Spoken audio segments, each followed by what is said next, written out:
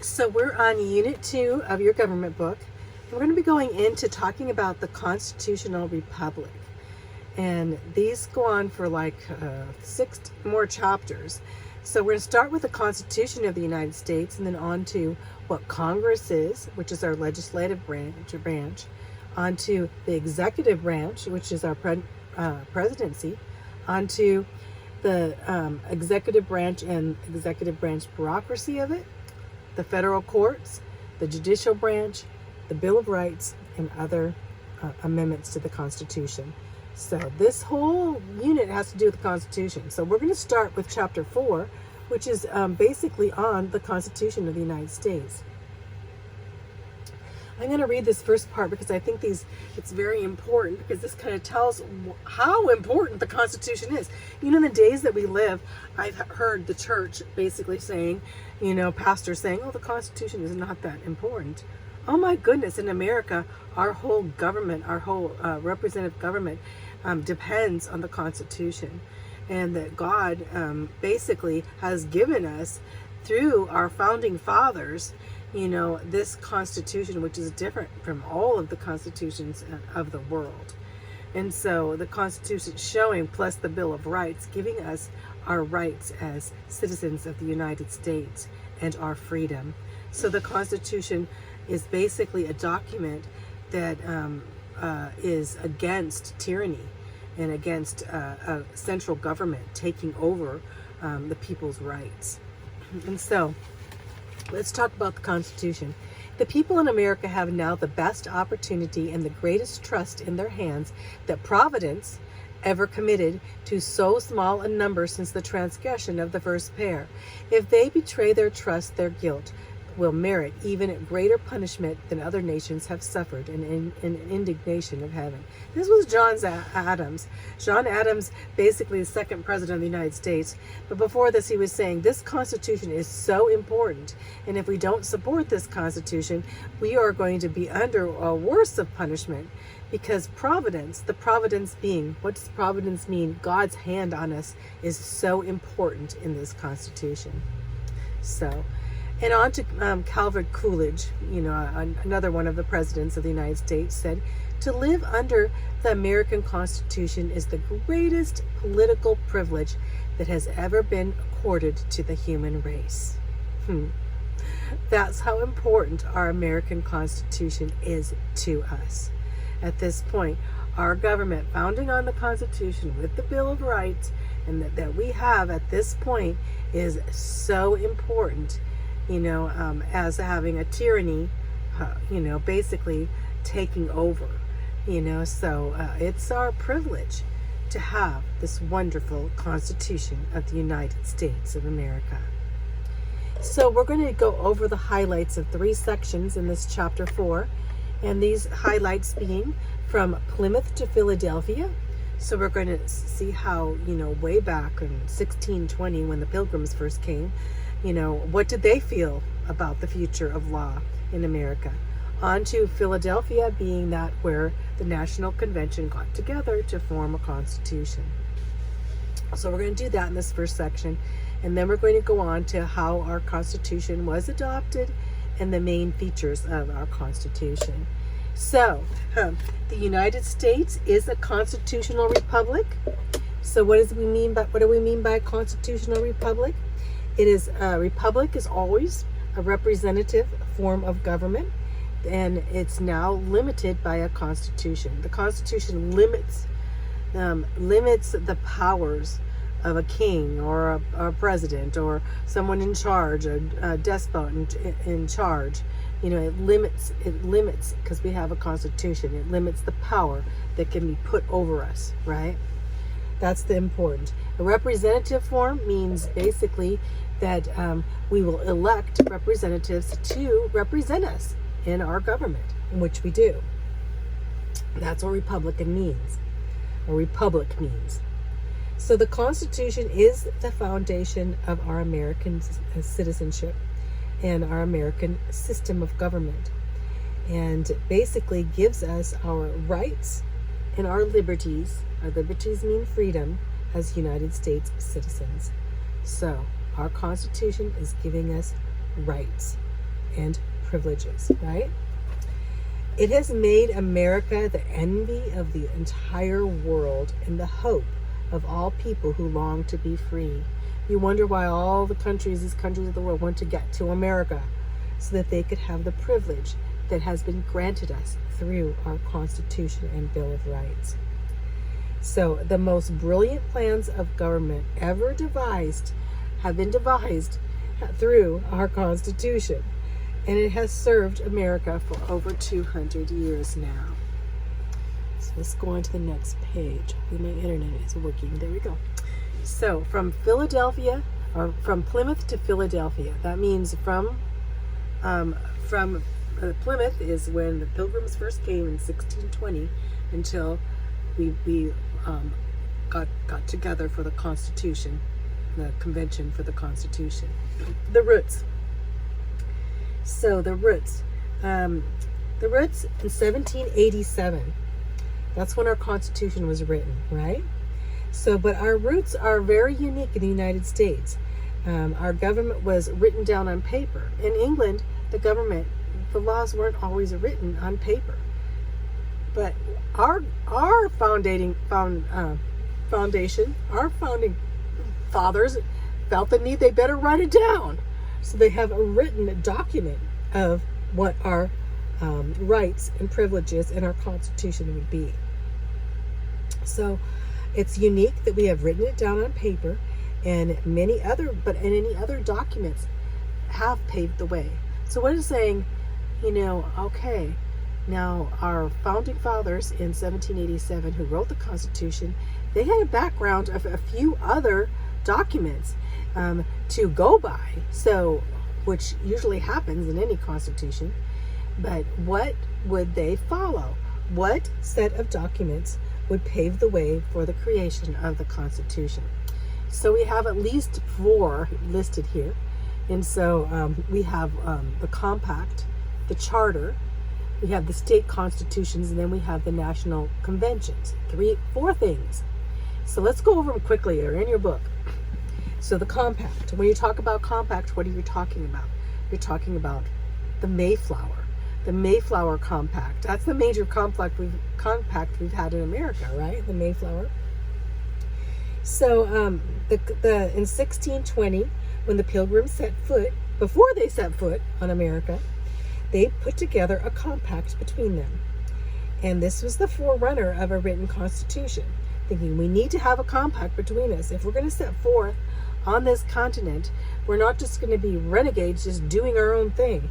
We need to have a compact, which would be a type of constitution to limit us, because they basically knowing that man is basically evil and selfish. Really, that's the Bible says that the heart of man is deceitfully wicked beyond measure. So we know that people, even ourselves, can decide that we are more important than anyone else. And so how important it was for them to get together and put together some kind of law that would limit themselves in their behavior to the rule of customs and law, and thinking of customs of law, thinking what God would have them in the midst of law.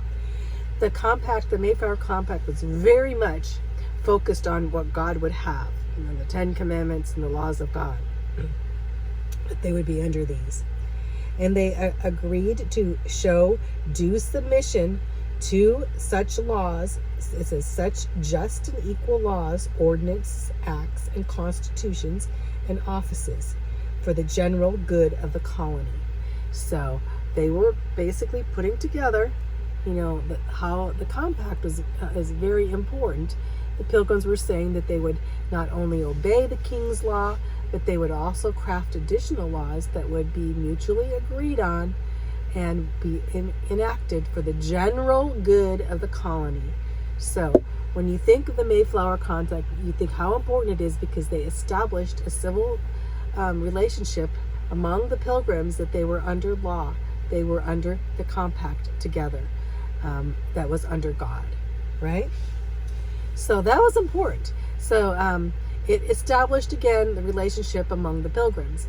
The charters. So what were the charters now? The charters, on the other hand, emphasized the relationship between the king and the colonies. So the charters were most familiar to the colonists, because of course the king would put forth a charter so they could establish a colony in America. And so the king put forth these, and the colonists were involved in the midst of their charters. And so they were familiar to the colonists. And in a lot of these colonies at this time, these charters with the king charter, with the royal charter, became higher law. When you think of higher law, what do you think of higher law? Let's go here. It talks about higher law. The higher law has been passed on to the Constitution that all man-made laws must adhere to the United States Constitution. So right now, our higher law is the Constitution. But before that time, the charters were their higher law.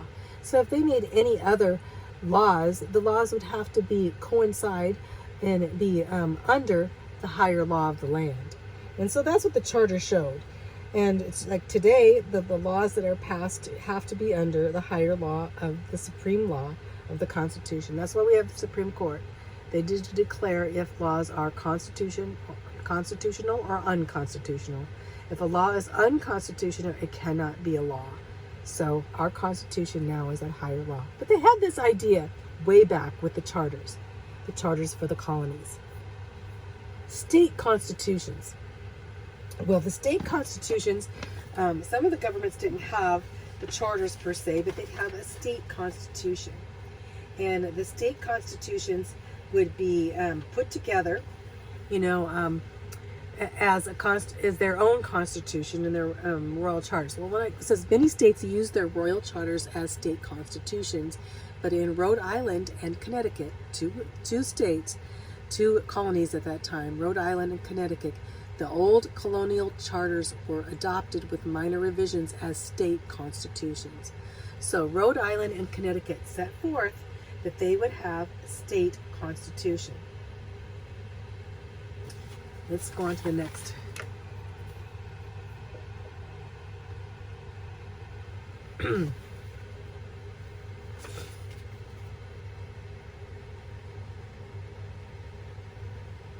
The state constitutions was important to make sure at the national our national constitution was based, and they had foundations, because when you look at the constitutions, first as many as 8 of the 55 men were instrumental in writing their own state constitutions for the United States. So when they came into our national assembly there, our national constitution, a lot of them brought in what they had written in their state constitutions. And this would be very workable. They knew, because it was already workable in these states.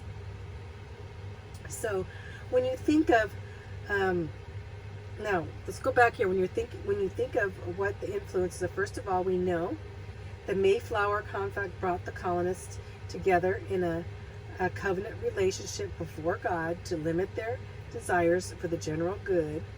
And then, of course, the royal charters helped American colonists to be accustomed to this higher law, those two things.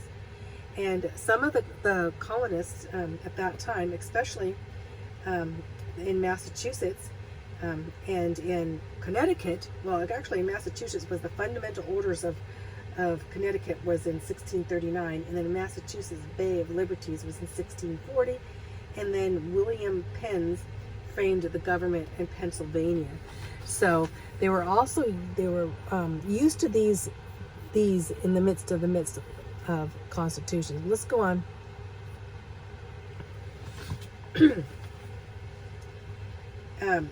As for the state constitutions, it was very important too. But we also have the convention method. And that's what we used in our national convention when we got together to put together our Constitution. The founders got together in a convention. So most of the states before this time, and most of the colonies, I should say, they were not familiar with conventions. So they proposed a constitution, and the people weren't involved very much at all in it, right? Basically, they talked to the royal charter. A few of the men, representatives, got together, but they didn't involve the people. But in Massachusetts, that set the precedent at that time to put together a convention so that they could get together in a convention as representatives from the people, and rather than just the state coming together as assembly, they would send representatives together. So the Massachusetts Convention was submitted to the people before approval, and it was adopted in 1780. And so Massachusetts set the precedent of having a convention that got together to set forth its constitution. So all of the new states now follow the convention method that Massachusetts had set forth, and also our federal government now that was put together by our Constitution in 1787 follows this convention method. So what were the four things in review? The four different types of documents prior to the Constitution. First of all, the Compact, the Mayflower Compact, said we were under God, basically under God, and we were going to all come together under the law of the land to the best, to the good of the colony. And then the charters exactly put us under a higher law. Everything, all the laws would go through one constitution. The charters gave a precedent to that. And then, of course, the state constitutions also that were in the midst, especially Rhode Island and Connecticut. And some of these guys that came, they already were familiar with state constitutions to bring into our national constitution. And then the convention method of everyone getting together in a convention where the people would be representative in the midst of our Constitution. How important the people were. Those four things. Okay, let's go on to what in the world did we have before the Constitution? Well, we know before we were independent in 1776, we had to submit to the charters, the royal charters, we had to submit to England. But we thought ourselves as Englishmen here in America, right? The colonies thought that they had all the rights of an Englishman that in America that the Englishmen would have in England, but we didn't. And so that promoted us into, pushed us into the War of Independence. So we had to have some kind of agreement because we had all these different colonies, 13 different colonies, that were not so involved with each other, now having to come together as a country. And, how are they going to do that? Are we going to be, United States? Or United States, how are we going to be united? What kind of government will we have to unite us? So, the Articles of the Confederation were that was the document, that was what united us together then as states prior to our United States Constitution. So between 1777 and 1787, for 10 years, over 10 years, our government was under the Articles of the Confederation. Very important. For 10 years, we had this. 10 years before the Constitution, this was our law of the land. The Articles, Americans realized if we were going to succeed, we needed some kinds of central government to be united. So throughout the Revolutionary War, they got together and said, we need to put together, and through the Second Continental Congress, the Second Continental Congress was that Congress that declared independence of England and started our war for independence. We needed to have some kind of document or some kind of government. And so under the Second Continental Congress, they accepted the responsibility for acting as national government. And the Congress appointed a committee then to plan a permanent union of the states. So in 1776, they put together, after a long debate and with some revisions, the Congress accepted the recommendations on November 1777, it's a year after 1776 when we're independent, November, put forth the Articles of the Confederation. So, and it was ratified by 11 states. Remember, there's 13 states. Later on, it was a year later, it'd be ratified by Delaware, and then a couple years later, on 1781, Maryland would ratify it. So really the Articles of the Confederation didn't go into effect until March 1st, 1781. So from March 1st, 1781 until 1787, when we had the Constitution, for that it was less than 10 years, as we see. It's actually a period of more like 6 years. We were under the Articles of the Confederation fully. So important to know.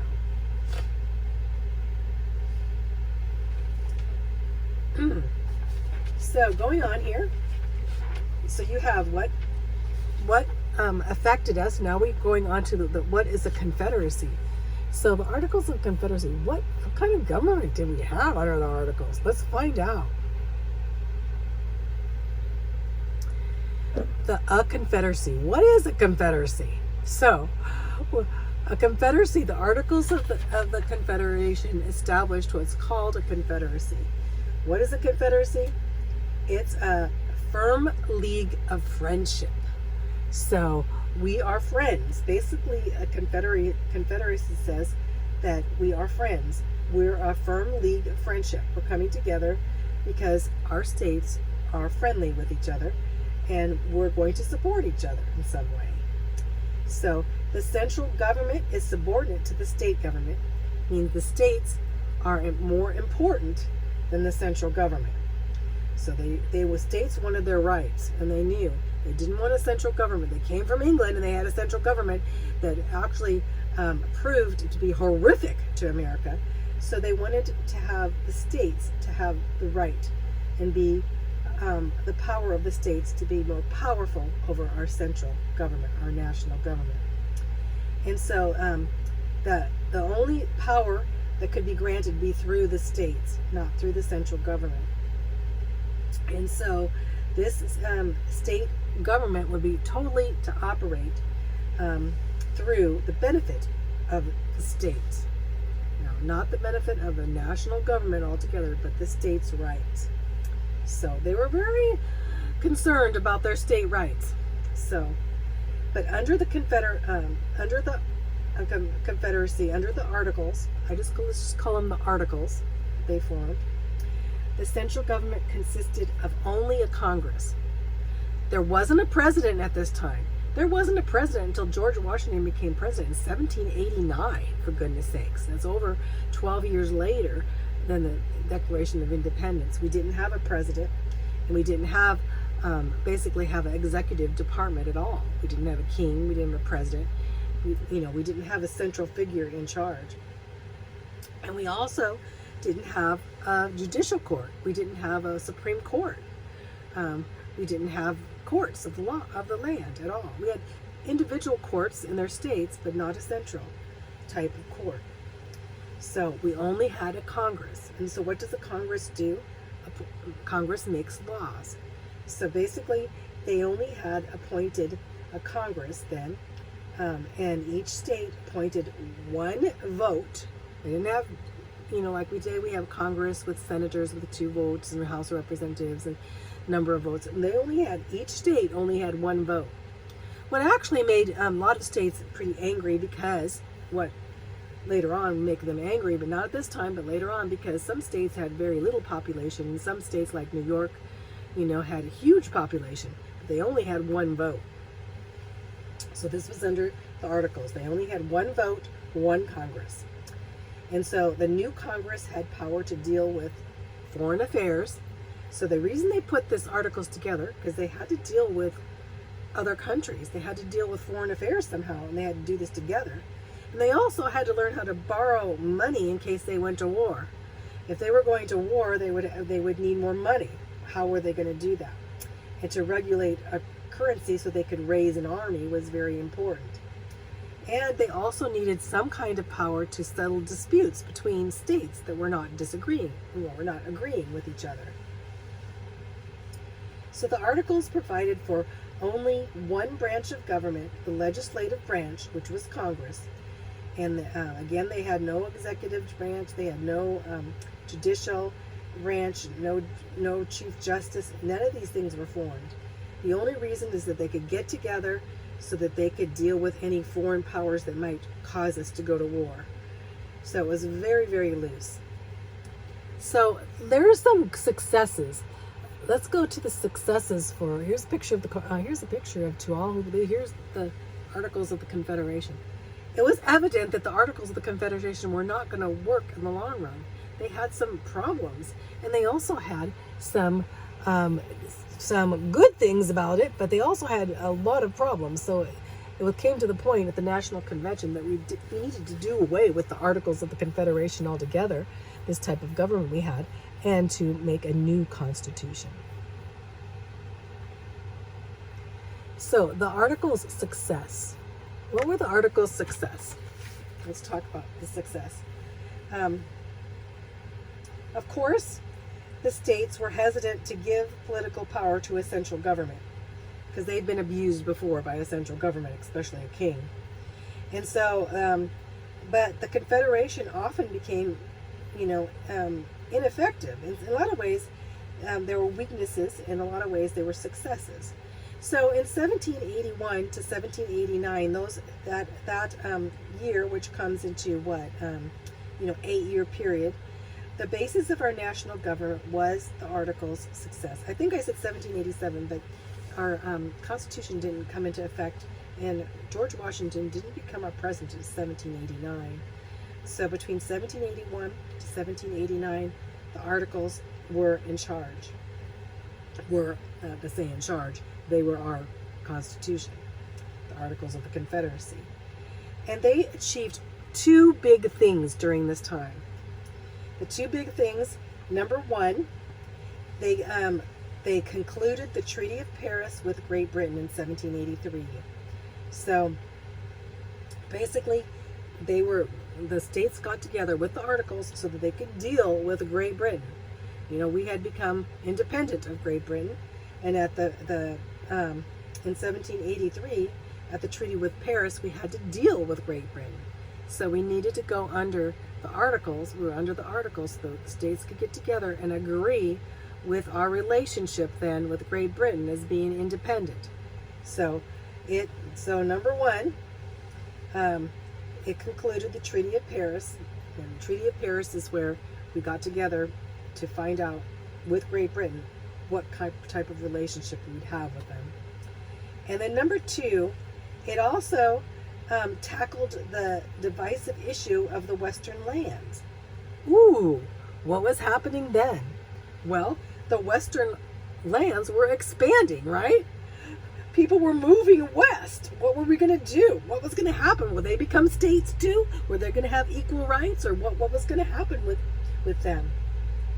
And so in 1785, this is just a couple years after our Declaration of Independence and the War of Independence set forth, the land ordinance of 1785 became effect. So we're talking about land ordinance, and it provided for the surveying of Western lands in the Northwest Territory. Basically, they were looking on the lands of Ohio, Mississippi, and the Great Lakes, and they were going to be selling these lands to the settlers. Basically, a lot of them taking from a lot of the Indians then at that time, but they were going to be selling these lands. So the Ordinance of 1785 would say, how are these settlers going to come in, and what kind of government will they have? They'll have to be under the Articles too. So first they had the Ordinance of 1785, and then they had the Northwest Ordinance of 1787. The Ordinance of 1787 was just a couple years after the other, and it put forth a plan of government for the territories coming in. And an important precedent was situated here because these would become equal states to the other 13 states. Now the colonies now were states, so they would become equal. So any new state coming in would have the same rights as the 13 states that were already states. So the new states would enter in equal standing with the original states in all respects whatsoever. So a new state would have all the rights, be under the Articles of the Confederation, they would be submitted the same rights as all the other states. That was important. They would also have complete religious freedom, just like any other American state would have. And they also encouraged the establishment of schools, that schools would be established in the new land, in the new states coming in, as well as the old states. So the schools were important. The purpose of the schools were for religious instruction. They were for being instructed in religion, mainly. They wanted to make sure the old deluder law that Satan didn't have control of America, that the American citizens would be educated so they could read the Bible. They said religion, morality, and knowledge being necessary for good government and the happiness of mankind, the schools were a means of education and shall forever be encouraged. So those were some of the good things. Basically, we have two good things: the Treaty of Paris with Great Britain, and now we have the other two being together: the Ordinance of the New Land coming in of 1785 and the Northwest Ordinance of 1787. So that happened during the Articles, during those, but the weaknesses of the Articles. So the Articles basically were weak in a lot of areas. That's why we had to have a new constitution, right? The Articles of weakness: they were hesitant to give political power to a central government. And so in this way, it was hard for our government to stick together. The states and the Confederation was ineffective. It was effective in some ways, but in other ways very ineffective. So the weaknesses: it said at least 9 states had to approve any measure or any law before it passed by Congress. So 9 states had to approve. 9 states. It was hard to get 9 states to approve. Number 2, they had no executive or judicial branches. There was no president. There was no justice. There's no courts in the land. So that was the weakness. Number 3, they did not grant Congress the power to tax. The central government could not have a power to take taxes or to endorse taxes from the people. So the central government would basically not have any money to do things with, right? So they had no power to tax. Those were the 3 things listed here. So it was hard for them to get anything done because they had to have 9 states to approve it. They had no executive or judicial branches to balance the Congress, and they had no power of money, no power to tax at all. Of course, a lot of the states didn't want to have that power to tax. So the government were too weak. The government, the Articles of the Confederation would make the government too weak, the central government. And so the foreign powers would take advantage, and they're looking at foreign powers in France and England. They're looking, their government is so weak, we can just come in and take them over, And economically, they couldn't get together on money issues ever. The states would just disagree on money issues. So economic problems with the Articles was a big problem. They had no money, no taxes, no money. And so America would become in debt, and inflation would plague the nations. And the thing is that the states then, they would promote their own currency. This was a big problem. Each state would have their own type of money. And so if you're transferring into another state, some of the money would not be worth anything, and other states had money that was worth something. So the states would print their own currency, and usually their currency would not be backed by gold or silver. So it would just be backed by the state, and some states did not trust each other, so we had a big problem. And this led to a rebellion called the Shays Rebellion. So, what happened with the Shays Rebellion? So this rebellion, the farmers got together under the leadership of Daniel Shays, and he was a former officer in the War of Independence. He was a farmer, but he got together realizing that the farms could not get anything done in between interstate and that their money now in their states were not worth anything economically, even to foreign affairs or anything. So they were losing and lose their farms. And so he tried to stop the government foreclosure. The government was going to come in, the government foreclosure on the debt-ridden farms. These farms had so many debts that they were foreclosing.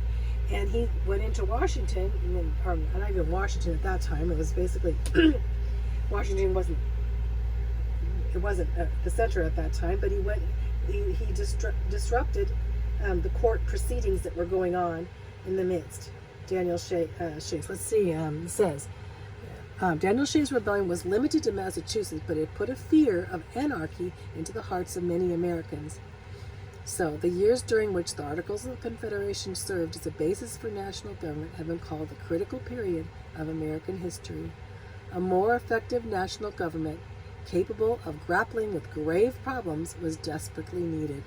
So, basically, the Shays Rebellion happened.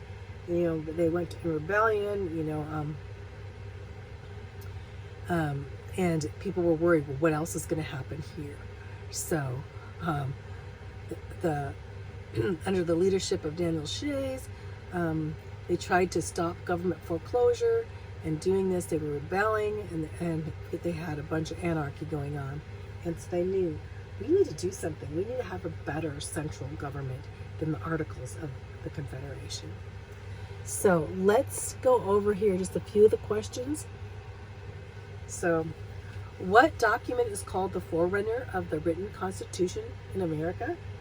The Mayflower Compact. Remember? The Mayflower Compact is the forerunner of our written Constitution. Number 2, how did the Compact and the Charter differ? Well, the Compact brought the colonists together in a covenant relationship that was like under God, and limited their desire, for the general good. The charters were the higher law. The higher law at that time, of course, was England. So that was the difference. The charters were based on England, and the compact was based under God. So, number 3, what documents form the basis for many state constitutions? So, the royal charters, basically, those charters and the state constitutions of especially Rhode Island and Connecticut. Number 4, what state was the first to ratify its constitution by a convention? Massachusetts had the first convention for their ratification of their state constitution. Massachusetts. So number 5, what body acted as the national government for the states throughout most of the War of Independence? I hope you know that one. We didn't have a constitution. Under the War of Independence, we had the Articles of the Confederation, confederation meaning friendship. So it was the Articles of the states coming together in a friendship confederation. I just call them the Articles. Number 6, under the Articles of the Confederation, how many votes did each state receive in the Congress? Only 1 vote. And that was a problem in states that had a lot of people. New York had a lot of people, only got 1 vote. Let's say Rhode Island had not very many people, and it got 1 vote. So they only got 1 vote. Number 7, what successes did the Congress accomplish in the years 1781 to 1789? 2 things. They concluded the Treaty of Paris in dealing with Great Britain after the war. Number 2, the land ordinances of the new states coming in, the new territories between 1785 to 1787 were important. Number 8, what were 3 weaknesses of the Confederation? We have them listed right here. 9 states had to approve any measures. They couldn't get things done. There was no executive or judicial branch. There were no president. There was no justice in the Supreme Court. We didn't have that. Number 3, the Congress did not have power to tax. So the government had not very much in economic ways to do anything. So that's the end.